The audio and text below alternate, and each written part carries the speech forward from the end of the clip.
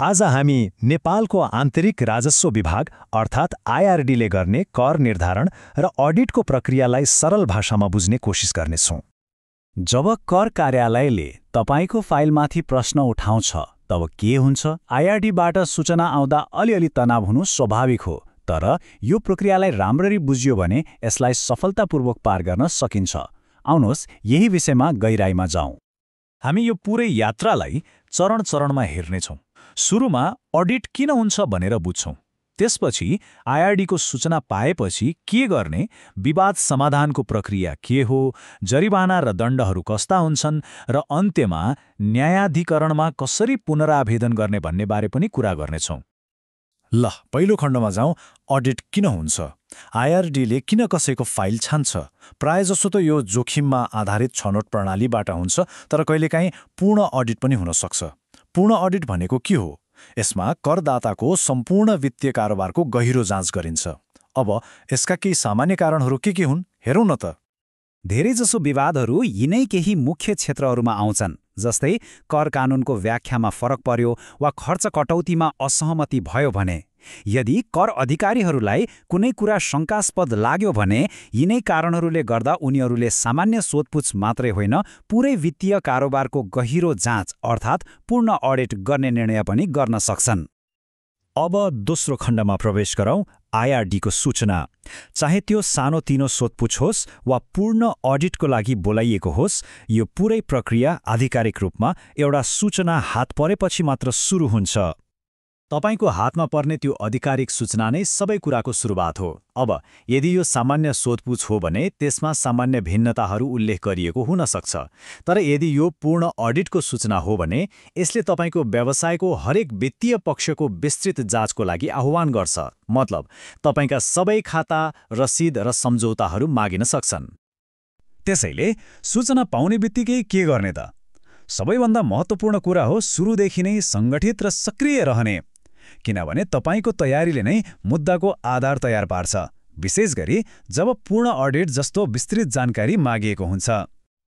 ल अब तेस्रो खण्डमा जाउँ। विवाद समाधान प्रक्रिया।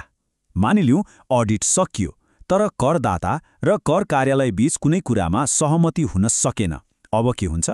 हो, यस्तो अवस्थाको लागि आयकर ऐनले एउटा औपचारिक बाटो दिएको छ, जसलाई प्रशासनिक पुनरावलोकन भनिन्छ। यो प्रक्रियामा मुख्यतया 5 चरणहरू हुन्छन्। सुरुमा आधिकारिक सूचना पाइन्छ, त्यसपछि सबै कागजातहरू जम्मा गरिन्छ, अनि औपचारिक रूपमा पुनरावेदन वा आपत्ति दायर गरिन्छ। त्यसपछि सुनवाई वा मध्यस्थतामा उपस्थित हुनुपर्छ र अन्त्यमा या त समाधान लागू हुन्छ या त पुनरावेदनलाई अझ अगाडि बढाइन्छ। खास गरी पूर्ण अडिटपछि उत्पन्न हुने जटिल डिसएग्रिमेन्ट्सको लागि यो प्रक्रिया एकदमै महत्त्वपूर्ण हुन्छ। यो प्रक्रियामा एउटा कुरा एकदमै महत्त्वपूर्ण छ, त्यो हो समय सीमा। विवादित निर्णय पाएको 30 दिनभित्र आईआरडीका महानिर्देशक कहाँ पुनरावेदन गरिसक्नुपर्छ। यो 30 दिनको समयसीमा छुट्यो भने पुनरावेदन गर्ने अधिकार नै गुम्न सक्छ, त्यसैले एकदमै ध्यान दिनुपर्छ। अनि अर्को एउटा महत्त्वपूर्ण कुरा, पुनरावेदन गर्दा विवादित कर रकमको 25% मतलब 1/4 रकम धरौटी राख्नुपर्ने हुन सक्छ। यसले के देखाउँछ भने यो प्रक्रियालाई गम्भीरतापूर्वक लिनुपर्छ। अब चौथो खण्ड, दाउमा के छ? मतलब जरिवाना र दण्डहरू। प्रक्रिया बुझ्नु मात्रै काफी छैन, नियम पालना नगर्दा के परिणाम भोग्नुपर्छ त्यो पनि थाहा पाउनु जरुरी छ।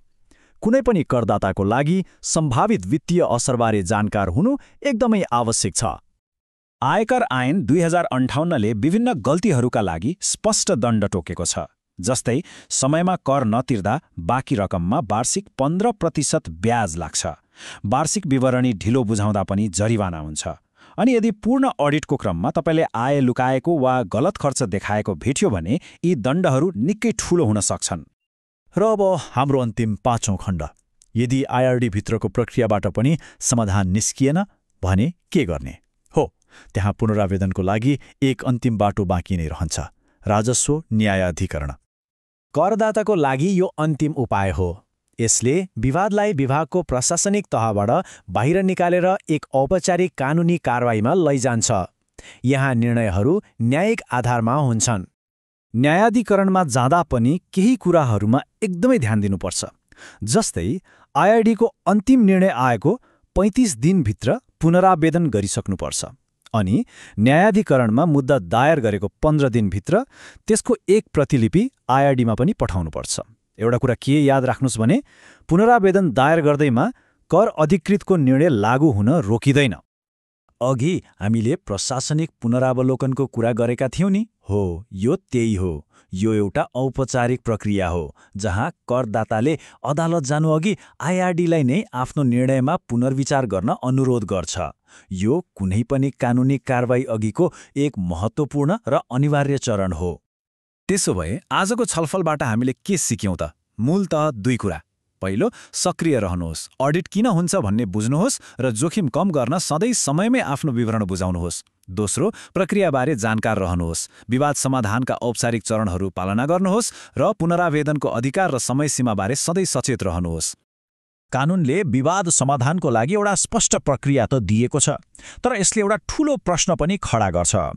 के हाम्रो प्रणालीले करदाताहरूलाई यस्ता विवादहरू समाधान गर्न पर्याप्त समर्थन दिन्छ त? के यो प्रणाली सबैका लागि पहुँचयोग्य र निष्पक्ष छ? यो साँच्चै नै विचार गर्नुपर्ने प्रश्न हो।